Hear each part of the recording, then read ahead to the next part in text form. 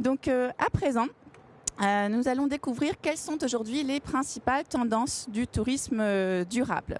Donc pour en discuter, j'ai le plaisir d'accueillir Thomas Deschamps, qui est le directeur de l'Observatoire du tourisme durable et accessible de l'Office de tourisme de Paris.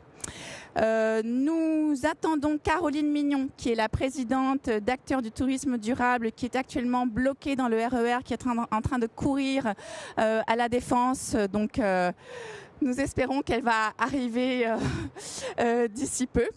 Anna Vérinck, qui est responsable du Welcome City Lab chez Paris & Co, ne peut malheureusement pas être présente parmi nous pour des raisons de santé.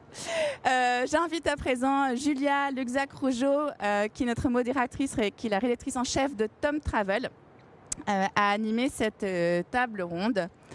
Chère Julia, c'est à vous. Merci Annabelle pour cette introduction. Donc oui, nous sommes un peu en effectif réduit ce matin finalement. Mais bon, je pense qu'on aura plein de choses à dire avec Thomas intéressantes sur le tourisme durable, sur les tendances du tourisme durable. Peut-être, comme on a un peu de temps finalement, peut-être tout d'abord, peut-être vous présenter Thomas, nous dire ce que vous faites au sein de l'Office de tourisme et des congrès de Paris. Et ensuite, on viendra sur ces tendances et sur comment le tourisme est en train de se transformer et quel impact ça peut avoir aussi sur le secteur de la culture, puisqu'on est quand même aussi dans un salon qui concerne aussi ce secteur-là. Comment faire les ponts et pourquoi tout le monde est concerné et comment on peut collaborer ensemble. Alors Thomas, est-ce que vous pouvez vous présenter ? Oui, bonjour à tous. Je suis donc Thomas Deschamps, je suis directeur de l'Observatoire du tourisme durable et accessible à l'Office du tourisme et des congrès de Paris. En fait, ma première casquette, c'était l'observation touristique, savoir combien de touristes viennent à Paris. Et on m'a confié la dimension développement du tourisme durable par la suite. Ce qui dit déjà quelque chose au sein de notre organisation, dans le sens où le tourisme durable n'a pas été confié au marketing, mais plutôt à l'observation qui, en général, essaye de poser des bases, de mesurer la progression, de savoir d'où on part, où est-ce qu'on veut aller. Donc ça dit déjà quelque chose. Concrètement, il va toujours avoir un petit temps. Concrètement, que fait cet observatoire ? Quelles sont vos missions au quotidien ? Dans un premier temps, l'observatoire, il est lié à l'observation de la fréquentation du tourisme à Paris. Donc c'est collecter toutes les données statistiques, toutes les informations qui nous permettent de qualifier et d'analyser la fréquentation touristique à Paris et dans le Grand Paris d'une façon générale, parce qu'il y a des enjeux de déconcentration du tourisme à Paris. Donc c'est de mener les diagnostics et de collecter toutes les informations qui permettent de mener à bien la stratégie de l'Office du tourisme, qui est un organisme qui vise à faire la promotion du tourisme à Paris, mais aussi de plus en plus à structurer l'offre. Et c'est particulièrement le cas dans le cadre du tourisme durable. Derrière, ma deuxième casquette qui est liée au développement du tourisme durable, c'est se pencher sur le développement de certaines filières telles que le cyclotourisme par exemple.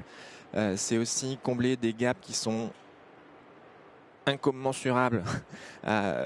Quand on parle d'accessibilité par exemple, on n'a presque pas d'informations pour savoir si Paris est accessible aux personnes en situation de handicap aujourd'hui, alors qu'on va accueillir les Jeux paralympiques l'année prochaine. Donc c'est essayer de faire des constats, d'avancer sur une meilleure connaissance et sur le durable d'une façon générale, d'aider à structurer l'offre. Et on en reparlera juste après de la structure de l'offre et des attentes aussi des touristes, des voyageurs. Et puis aussi sur ce que vous avez dit sur le fait que cette mission tourisme durable a été donnée donc à l'observatoire et non pas au marketing. Et puis là, on reparlera aussi des priorités. Quelles sont les priorités aujourd'hui des acteurs du tourisme dans cette sphère durable. Alors moi, j'avais noté, pour commencer, pour qu'on clarifie bien les choses, la définition du tourisme durable, telle que donnée par l'Organisation mondiale du tourisme, l'OMT. C'est le moment un peu lecture, après j'arrête de lire. Alors, donc l'OMT définit le tourisme durable comme un tourisme qui tient pleinement compte de ses impacts économiques, sociaux et environnementaux actuels et futurs en répondant aux besoins des visiteurs, des professionnels, de l'environnement et des communautés d'accueil. Comme ça, les choses sont claires, elles sont dites. Si jamais il y avait des incertitudes et des doutes. Eh bien, rentrons dans le vif du sujet, les tendances du tourisme durable. Quelles sont ces tendances que vous avez identifiées, les mouvements, les nouveaux comportements ces dernières années, et vers quoi on va? Alors, ça c'est une bonne question effectivement, mais il faut savoir à qui on la pose. Est-ce qu'on la pose aux professionnels qui s'engagent dans une démarche de transition écologique et donc d'évolution de leur modèle de production de richesse touristique, ou alors est-ce qu'on parle du touriste qu'on peut considérer ici comme un consommateur, quoi, hein. Donc, à l'office, on a des ressources qui sont limitées, comme pour toutes les entreprises, et on a décidé de se pencher davantage sur la structuration de l'offre, l'aide à la transition des professionnels, parce qu'on se dit que le touriste, en tant que consommateur, il évoluera avec l'offre.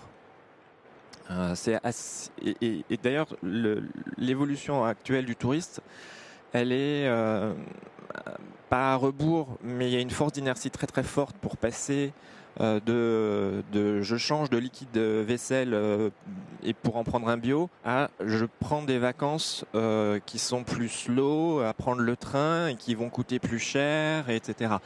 La dimension comportementale du touriste, c'est quand même quelque chose de profondément égoïste. Je prends pas des vacances pour sauver la planète. Je prends des vacances pour me ressourcer, me reposer moi-même et ma famille et mes amis. Donc, il y a une espèce d'antinomie là, à ce niveau-là et d'antagonisme, on va dire. Et ça se traduit dans les enquêtes aujourd'hui. C'est-à-dire que si on vous interroge dans l'audience aujourd'hui, vous allez tous être prêts à dire oui, moi je veux voyager, je veux avoir moins d'impact dans mes voyages, je veux prendre des transports qui sont doux, je veux favoriser les communautés locales, je veux, etc. Et à la fin, ça se passe pas. Ou pas autant qu'il le faudrait, compte tenu de l'urgence qu'il y a aujourd'hui en termes de réchauffement climatique, etc. Donc, on n'a pas cette prise-là en tant qu'office de tourisme sur vous, consommateurs, essayez de faire évoluer votre mode de consommation. C'est pour une entreprise qui a des ressources limitées, c'est très difficile, sachant qu'on reçoit quand même le monde à Paris. Donc, on a décidé de se concentrer davantage sur cette structuration de l'offre parce que on se dit que faire évoluer, entrer dans une transition écologique pour une entreprise, c'est vraiment pas simple. C'est quelque chose de compliqué si on veut qu'elle soit véritablement efficace et qu'elle ait un vrai impact en termes de réduction de l'impact carbone, de toutes ces émissions néfastes, etc. Donc, l'idée, c'est d'aider davantage les entreprises, de les guider pour qu'elles dépassent cette dimension uniquement marketing. Et ça fait maintenant combien de temps qu'on a dans nos hôtels les serviettes, aussi, voilà. Ça fait combien de temps qu'on a ces histoires de serviettes dont on ne sait pas trop si c'est bien fait ou pas. Parfois on n'est pas content parce qu'on reste 3 jours, 3 nuits et puis au final à chaque fois ils ont pris la serviette. C'est pas toujours bien respecté, etc. Maintenant, à Paris, on s'engage résolument sur la disparition du plastique à usage unique. Et dans le tourisme, et les hôteliers, les hébergeurs, les sites touristiques, les musées essayent de s'engager de plus en plus dans cette dimension-là. Mais effectivement, il faut faire attention sur le fait que le plastique, oui, ça peut être évité d'avoir des goodies plastiques dans votre musée qui sont faits en Chine ou qui sont faits, même si c'est du plastique, et là aussi, c'est assez compliqué de s'y retrouver parce que même si c'est du plastique biosourcé, le plastique biosourcé, ça reste du plastique. Et un bracelet en plastique, nous on avait pensé faire ça. On avait pensé faire un bracelet en plastique biosourcé avec notre marque Paris Je t'aime.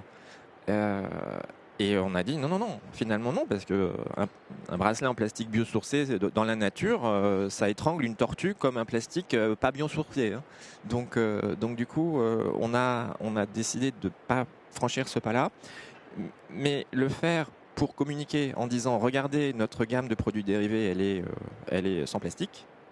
On peut le faire, il faut le faire, il faut communiquer sur les efforts qu'on fait. Mais derrière, est-ce que nos fournisseurs, ils utilisent moins de plastique? Est-ce qu'on pèse sur le fait qu'on veut que notre action, dans toutes ses composantes, a moins d'impact? Et ça, pour un musée, pour un hébergeur, pour un restaurateur, c'est des choses qui sont complexes parce qu'il faut changer de type de management. Les femmes de ménage qui prennent les serviettes à tous les coups, c'est parce qu'elles n'ont peut-être pas été bien investies de leur nouvelle mission, peut-être pas assez bien briefées. Les gérants de sites culturels aussi, ça peut être cette dimension de boutique, etc. Donc on veut essayer d'aider à structurer ça. Ce dont vous venez de parler, finalement, c'est pas si nouveau. On peut pas dire que c'est une tendance à long terme. Alors, je veux dire, voilà, cette réflexion autour du plastique, etc., ça fait des années. Alors, peut-être que ça prend du temps, hein, bien sûr, à être mis en place. Quels sont aujourd'hui, justement, je sais pas, il y a une prise de conscience de la part à la fois des voyageurs ou des visiteurs d'un musée et à la fois des professionnels. Comment vous le voyez ? Oui, définitivement, il y a une prise de conscience, ça c'est sûr, que ce soit des consommateurs. Sur l'année dernière, par exemple, ce qui a vraiment beaucoup marqué les Français d'une façon générale, c'est les incendies, par exemple. Le Covid, les incendies génèrent des prises de conscience sur le fait que toutes nos actions humaines ont aujourd'hui une incidence sur notre environnement proche. Et donc c'est pas parce que nous on fait les choses bien que ça va bien se passer chez nous. Il y a une dimension collective qui est de plus en plus intégrée. Et ça, c'est clair que chez le consommateur, il y a cette prise de conscience qui se fait de plus en plus. Mais pour qu'il puisse assouvir ou être en cohérent entre cette nouvelle bonne conscience, on va dire, et puis la transcrire en action vertueuse. Là, c'est plus difficile dans le sens où, comme on le disait, faire sa révolution écologique pour une entreprise, ça veut dire changer de management, changer de fournisseur, changer parfois de client, changer d'image. Et ça, c'est des choses qui peuvent prendre du temps, effectivement, parce qu'il faut le changement, c'est toujours compliqué dans une structure humaine, d'une façon générale, on est toujours réticent au changement. Et pourtant, il y a une urgence climatique. Donc, ce que vous me disiez quand on a préparé la table ronde, que finalement, il faut remettre en cause les modèles, et c'est peut-être ça l'enjeu en fait principal aussi du tourisme durable, mais aussi le plus difficile, notamment à Paris où il y a énormément de touristes, c'est facile entre guillemets. Se remettre en cause et se dire bon, on va peut-être falloir faire des choses différemment, ça j'imagine que c'est difficile. Se remettre en cause quand on a du succès, effectivement, c'est compliqué. On a énormément d'acteurs qui se disent mais un touriste pousse l'autre à Paris. Pourquoi si les touristes y viennent, pourquoi est-ce qu'il faut qu'on fasse différemment? Donc on touche en plus à des leviers qui ne sont pas directement liés à l'activité du professionnel en question. C'est pas parce que vous mettez des goodies sans plastique dans la boutique d'un musée que vous allez avoir plus de visiteurs. C'est pas ça qui les attire. Donc c'est vraiment plutôt cette dimension de prise de conscience et c'est là où il ne faut pas gâcher une bonne crise, comme on a dit pas mal à propos du Covid, mais aussi de tout ce qui nous touche aujourd'hui, les hivers printaniers, les incendies, etc. La prise de conscience qu'il y a maintenant, il faut qu'elle soit durable, comme son développement en question. Et du coup, le consommateur va avoir de plus en plus une pression, va exercer de plus en plus une pression sur des professionnels qui vont devoir s'aligner sur le fait que, mais comment ça, ma serviette, elle a été prise alors que je suis à Paris pour 3 nuits dans votre hôtel, donc ça va pas. Et pourquoi j'ai une bouteille d'eau pourquoi est-ce qu'il y a une bouteille d'eau ici, de l'eau plastique, alors qu'on essaye de limiter ce genre de choses. C'est des choses que les organisateurs doivent également prendre en compte. Et c'est énormément de détails à faire émerger dans toutes les consciences. Alors là, on a parlé de l'offre, un peu de marketing aussi. Justement, est-ce qu'il faut, comme on dit, adopter, alors une autre tendance, hein, alors un peu un buzzword, adopter ce qu'on appelle le démarketing. Vous m'aviez parlé d'hôtels qui commencent à se dire, bon, si j'ai un hôtel dans le 20e arrondissement, je vais peut-être pas mettre la Tour Eiffel partout sur mon site, parce qu'au final, même si c'est l'image de Paris, etc., ça ne me concerne pas, moi, mon offre hôtellerie. Là aussi, il y a des choses qui changent. Et est-ce qu'il faut, justement, il y a peut-être des grands musées qui sont présents aujourd'hui, est-ce qu'il faut arrêter de faire la promotion de sites culturels ou touristiques qui seraient déjà un peu saturés au profit de plus petits lieux?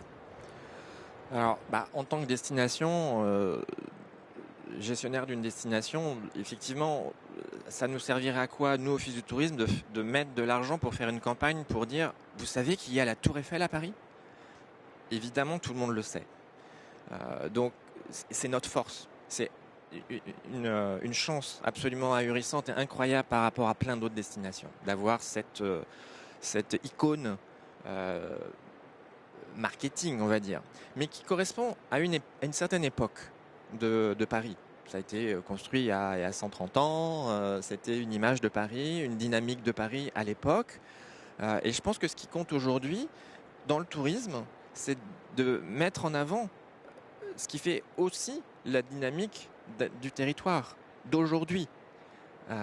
Et à ce niveau-là, le tourisme à Paris se concentre vraiment de façon très très forte le long de la Seine, on va dire, de la Bastille jusqu'à la Tour Eiffel. Ensuite, on va un peu sur les Champs-Élysées, puis à Montmartre. Donc, et ces sites-là sont saturés. Le Louvre avec 9 millions de visiteurs pour sa meilleure année, la Tour Eiffel avec 7 millions de visiteurs, ils peuvent plus accueillir plus de monde sans dégrader l'expérience, ce qu'ils ne veulent pas non plus. Donc le Covid a permis de mettre en place tout un tas de systèmes de réservation à l'avance, etc. Et ça fait changer le touriste qui doit prévoir maintenant davantage son séjour et l'anticiper bien davantage. Mais aujourd'hui, ce qu'il faut montrer, je pense, c'est que Paris, c'est pas la capitale du 19e siècle. C'est une capitale du 21e siècle. Les gens travaillent, les gens créent, les gens produisent, les gens habitent. C'est un tissu vivant. Et donc c'est ça aussi qu'il faut montrer. Et beaucoup de musées montrent ça aujourd'hui. Et c'est pour ça qu'il ne faut pas qu'on se limite à la vitrine, aussi importante soit-elle. Et nous, en tant que promoteurs d'une destination, on s'appuie sur cette vitrine, inévitablement. L'Arc de Triomphe et la Tour Eiffel sont très, très, très importants pour nous. Mais on ne va pas faire peser nos efforts sur ces marques-là, ces icônes-là, parce qu'il y a peu de travail à faire. Ils ont une image qui correspond à quelque chose, qui parle d'un Paris qui peut peut-être être de l'histoire de Paris, on va dire. Mais aujourd'hui, l'histoire des pistes cyclables à Paris, l'histoire des mobilités douces à Paris, la façon de découvrir la ville aujourd'hui, c'est quelque chose qui est aussi important, parce que ça dit que la ville, elle est en train de relever les défis du 21e siècle en termes d'écologie.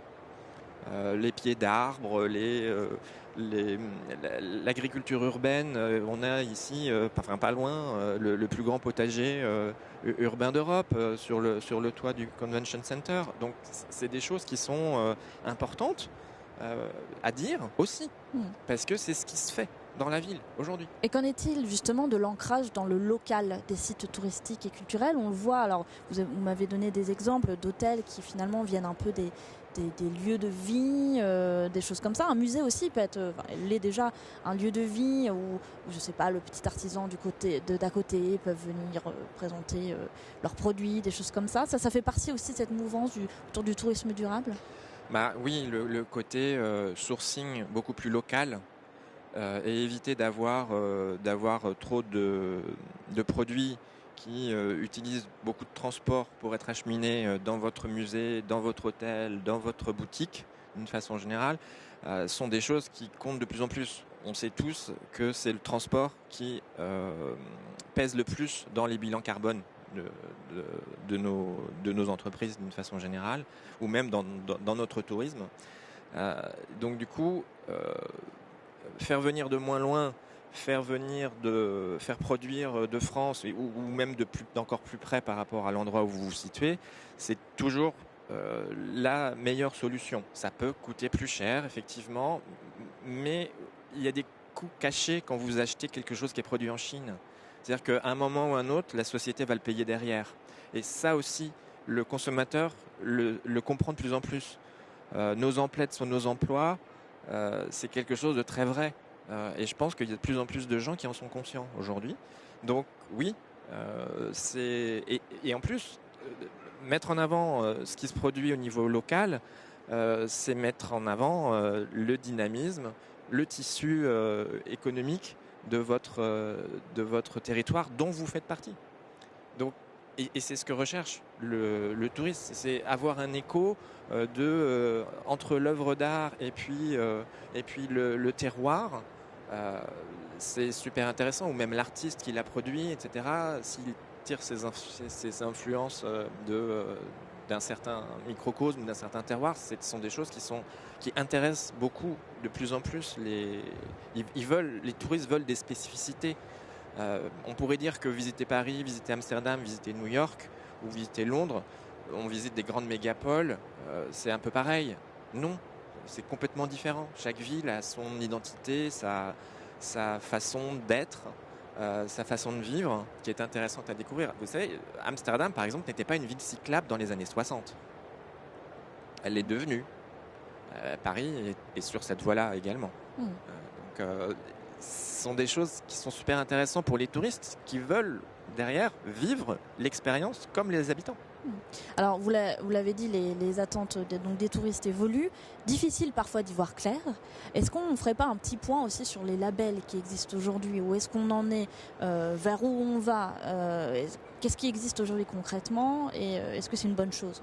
Alors, le label, c'est un super outil justement pour les professionnels ou les entreprises qui veulent progresser dans leur transition écologique. Parce que vous avez une idée précise de l'objectif à atteindre, parce que c'est l'organisme qui gère le label qui l'a fixé, mais il vous aide à le faire. Vous avez des conseils pour atteindre ces objectifs, comment le faire pour le mettre en place. En général, le label est adapté à votre type d'activité. Donc ça, c'est un outil qui est vraiment, vraiment très intéressant, très important pour les acteurs professionnels. Mais par contre, il ne faut pas se dire, mais là je parle que des labels durables, on va dire, il ne faut pas se dire que parce que vous aurez un label, vous aurez plus de clients. C'est quand même une dimension importante à souligner. Parce que je mets au défi dans la salle de vous dire, est-ce que vous connaissez la différence entre la clé verte et Green Globe en tant que consommateur? Bon, et vous êtes déjà tombé sur des entreprises qui avaient ces labels-là. En tant que consommateur, on ne connaît pas les différences, on ne connaît pas les subtilités de ces trucs-là. Donc, c'est un super outil. C'est très, très important de les mettre en avant. On essaye de mettre en avant cette dimension-là. Mais ce qu'on essaie de valoriser aujourd'hui à l'Office du tourisme de Paris, c'est l'engagement. Que vous commenciez à zéro ou que vous soyez prêt d'être labellisé. Et nous-mêmes, en tant que destination, c'est ce qu'on a commencé par faire. On s'est inscrit dans la démarche d'un truc qui s'appelle le GDS Index pour permettre à Paris de se benchmarker par rapport à d'autres destinations touristiques en termes durables. Donc on était 55e l'année dernière et on est 25e cette année. On a gagné 30 places parce que c'est assez, on partait de loin, il s'agit de formaliser beaucoup de choses, mais ça nous aide, nous en tant que destination, à poser les bases de faire les constats et de voir où est-ce qu'on veut aller derrière. Et ça, c'est important. Alors les secteurs du tourisme et de la culture sont extrêmement liés, forcément. Les touristes vont aussi visiter les musées, les lieux culturels. En quoi justement les musées, les lieux culturels sont-ils aussi concernés par toutes ces problématiques que vous observez? Quel peut être leur rôle aussi? Est-ce qu'il y a un rôle à jouer? Toutes les structures économiques ont un rôle à jouer aujourd'hui dans la transition écologique et durable de nos sociétés. Le musée et les sites culturels ont un lieu, ils sont une vitrine d'une culture, qu'elle soit historique ou actuelle, et donc il faut accompagner cette dimension de vitrine et de reflet de nos sociétés. Ça me paraîtrait vraiment incongru qu'un musée d'art moderne continue dans le plastique, continue à avoir des boutiques qui sont pleines de trucs made in China et n'ait pas de réflexion là-dessus. Mais ça veut dire aussi la gestion de l'eau, ça veut dire aussi la gestion de l'énergie, ça veut dire aussi tout un tas de choses qui incombent, qui doivent être prises en compte par tout acteur économique. La culture est un acteur de l'économie. En France, peut-être particulièrement parce qu'on a une culture qui est très belle, qui est très connue, qui est très plébiscitée. Donc il y a peut-être même une responsabilité supplémentaire à afficher et à mesurer des bilans carbone, pourquoi pas, et à réfléchir sur comment est-ce qu'on fait venir des œuvres d'art aujourd'hui quand on doit faire une exposition. C'est pas juste, ok, j'enlève les trucs chinois de ma boutique. Mais c'est aussi cette réflexion sur l'eau. Et ça, vous pensez qu'il faut le faire davantage, justement, montrer, tout être transparent, quoi. Oui, on parlait de marketing, mais oui, ce sont des choses. Alors, il ne s'agit pas pour un musée de faire davantage de promos sur sa gestion durable que sur l'expo du moment. On est bien d'accord, il ne faut pas perdre de vue l'objet économique de chaque entreprise. Le durable ne vise pas à rendre vertueux quelque chose au mépris de la viabilité économique. Mais ça peut faire partie d'un discours auprès du personnel. Et peut-être aujourd'hui la question de l'emploi est de plus en plus compliquée dans tous les secteurs, particulièrement dans le tourisme et la culture. Donc, est-ce que le durable peut pas être une réflexion pour valoriser davantage des métiers qui jusqu'ici ne l'étaient pas forcément, les enrichir? Donc, ça peut être un outil pour progresser par rapport aux problèmes qu'on peut rencontrer aujourd'hui et pour lesquels il n'y a pas tant de solutions que ça qui existent au final en termes sur l'emploi. Mais après, avoir dans un rapport d'activité, par exemple, une page qui vous dit voilà ce qu'on a mis en place pour mieux gérer les déchets des visiteurs, pour mieux gérer les économies d'énergie, on parle de sobriété, etc. Tout ça, c'est des choses effectivement qui peuvent être communiquées à des tiers et valorisées. Et on a souvent considéré, on l'a bien compris pendant la crise sanitaire, que le tourisme et la culture n'étaient pas indispensables. Finalement, ce sont des secteurs qui peuvent avoir un impact positif, selon vous, justement? Ah bien sûr, oui, complètement. C'est des secteurs qui sont vitrines. On montre un savoir-faire. On est, je vous dis, par exemple, on est en train à l'Office du tourisme de monter une gamme de produits dérivés avec notre marque Paris Je t'aime. Je vous dis, on n'a pas fait ce bracelet en plastique et l'axe principal, c'est on veut du Made in Paris. made in Île-de-France, au mieux. Ce serait très très bien. Et c'est pas facile. C'est pas facile de trouver ça. Mais parce qu'on se dit qu'on a une responsabilité de valoriser des acteurs qui se démènent pour créer des produits de qualité qui ont du sens. Et que donc du coup, nous, on peut essayer de les mettre en avant. Donc on ne va pas se priver. C'est du gagnant-gagnant sur le fait qu'on est là pour montrer la diversité d'un territoire. Donc on ne va pas vendre à des touristes des tours Eiffel qui sont faites en Chine, alors qu'ils viennent eux-mêmes de Chine. Donc ce sont des choses qui sont aussi un peu cohérentes à avoir.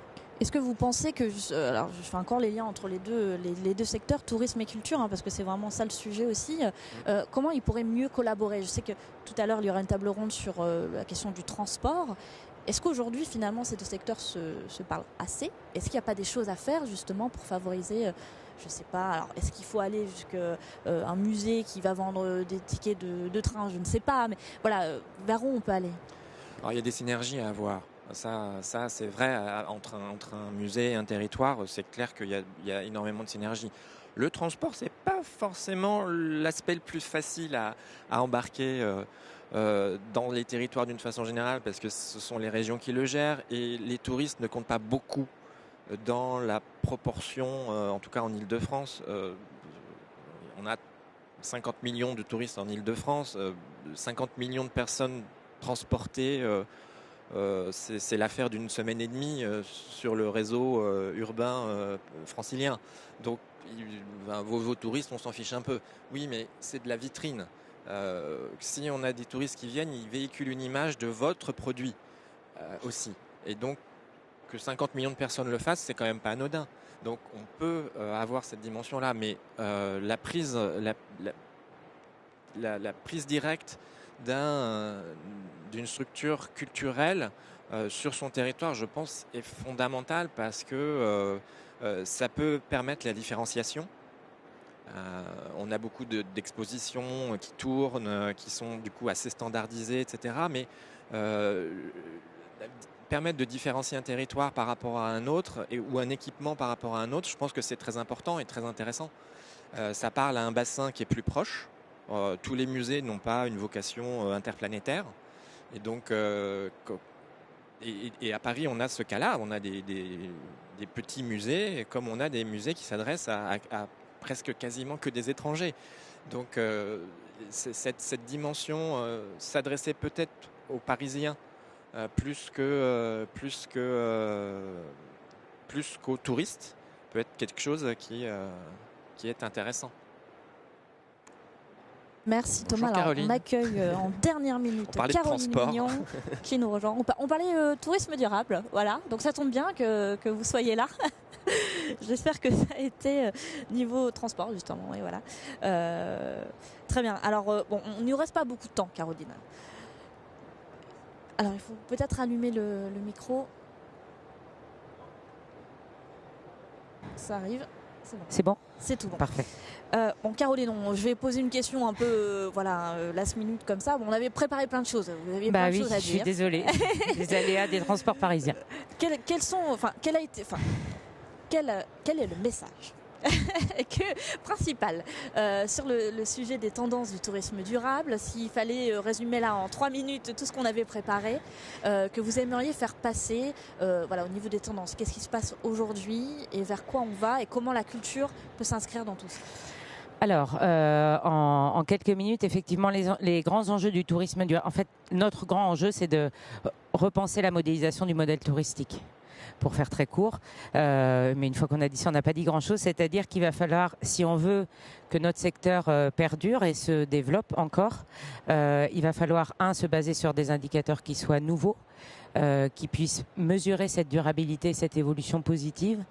Et il va falloir, comme tout secteur d'activité, intégrer les enjeux globaux, que ce soit les enjeux climatiques, mais également les enjeux de biodiversité et autres. Donc l'ensemble des acteurs du tourisme durable sont engagés dans cette transition, bien entendu environnementale, mais également sociale. Vous avez probablement dû parler aussi des difficultés qu'on pouvait avoir à recruter. Donc on doit aussi rendre nos métiers de nouveau séduisants. leur donner du sens. Et je pense qu'on est dans un secteur dont les musées, bien évidemment, font partie, puisque c'est une des activités phares du tourisme, les visites, entre autres, et les expériences et ateliers dans les musées. Mais il faut qu'on prenne tous ensemble la mesure de ça et de construire des offres qui soient nouvelles et qui intègrent ces enjeux à la fois de décarbonation, de limiter notre empreinte environnementale et d'assurer une transition sociale de nos métiers pour les garder séduisants et continuer de développer. C'est une question de survie finalement. Alors moi je suis une grande optimiste, donc c'est vrai que j'aime pas trop parler de survie, mais il y a un peu de ça quand même, parce qu'on va être confronté rapidement à de nombreux conflits d'usage. Que ce soit sur les sols, les espaces, les ressources, etc. Le tourisme, bien que pour nous il paraisse tout à fait essentiel, et il l'est à de nombreux titres, parce que c'est un enrichissement, c'est des tas de bénéfices, je ne vais pas revenir dessus, mais je pense que par rapport à d'autres activités, en cas de conflit d'usage, ce n'est pas forcément le secteur qui remportera la mise. Donc à un moment, je pense que nous, on doit faire preuve d'innovation et de pouvoir non pas uniquement minimiser les impacts négatifs de notre activité, mais chercher à augmenter les impacts positifs sur les territoires, sur les habitants, sur les économies locales et sur l'environnement aussi. Dans la tendance aussi principale, j'ai envie de dire, que vous aviez identifiée, c'est aussi la prise de conscience des territoires justement dans ces problématiques. Oui, tout à fait. Je suis amenée à accompagner pas mal de territoires en France sur leur transition durable. Et il y a une prise de conscience généralisée de leur part, de cette nécessité à inventer autre chose. Aujourd'hui, on n'en est plus à devoir les convaincre de l'urgence ni des enjeux. On est à construire ensemble les solutions. Donc de trouver les meilleures solutions, que ce soit donc les organismes de gestion de territoire comme les offices de tourisme ou CDT et CRT, mais également d'accompagner, presque de les prendre par la main et de les accompagner, les sites, les hôtels, les hébergements, les sites de visite, pour eux aussi les accompagner dans cette transition-là, que ce soit des transitions très physiques, hein, sur les économies d'énergie, transition énergétique ou autre, mais aussi dans la manière dont on aborde les choses, et qu'aujourd'hui on soit effectivement toujours dans du loisir, mais du loisir utile, on va dire, un loisir qui permet de sensibiliser aussi les publics qu'on accueille à ces questions-là, à ces enjeux, tout en restant positif, et que ce soit pas anxiogène non plus, mais que ce soit voilà, pour les faire grandir, je dirais. Pour les dernières minutes qui nous restent, justement, comment vous voyez la collaboration entre le secteur du tourisme et de la culture, et pourquoi finalement tout le monde est aussi concerné, comment collaborer ensemble pour aller justement vers un tourisme plus durable? Alors moi j'étais ravie, comme vous m'avez proposé, d'intervenir aujourd'hui, et je suis encore vraiment absolument désolée de ce retard. Je trouve que c'est essentiel que ce lien soit établi. C'est vous qui l'avez établi entre nous, secteur du tourisme, purement touristique, acteur purement touristique, et ce secteur de la culture, qui ont souvent été comment on va dire ça, des bons amis, mais qui ont peu communiqué ensemble, en fait, de loin en loin. Mais en fait, l'un ne va pas sans l'autre. Forcément, les touristes sont une part importante des visiteurs des musées. Et nous, dans les offres de tourisme, bien entendu que les musées prennent une place importante, comme je l'ai dit auparavant. Donc la collaboration, je pense qu'il faut qu'elle se fasse là aussi de manière très fine et étroite, en travaillant sur les solutions ensemble, qui n'est pas d'un côté les acteurs du tourisme qui avancent et les acteurs de la culture qui avancent d'une autre manière ou dans leur coin. Donc je pense que nous, on doit travailler sur des offres touristiques nouvelles, forcément que les acteurs de la culture en font partie.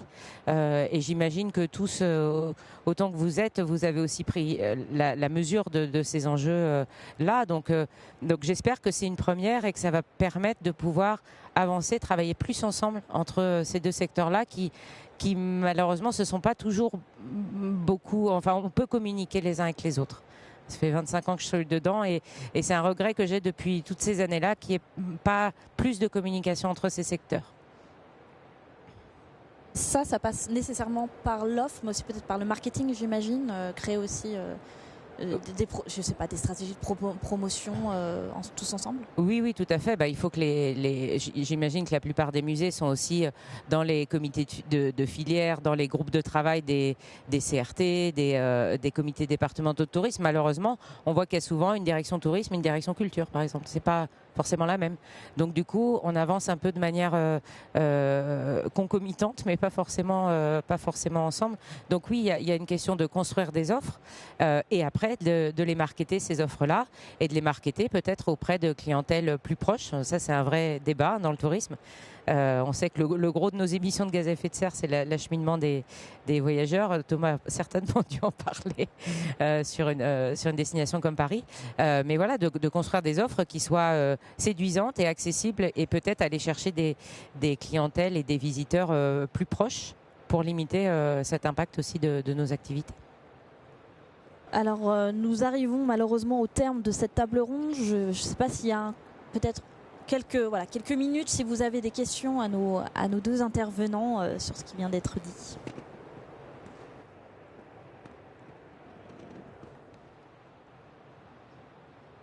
Allume le micro. Ah, quelqu'un fait ça.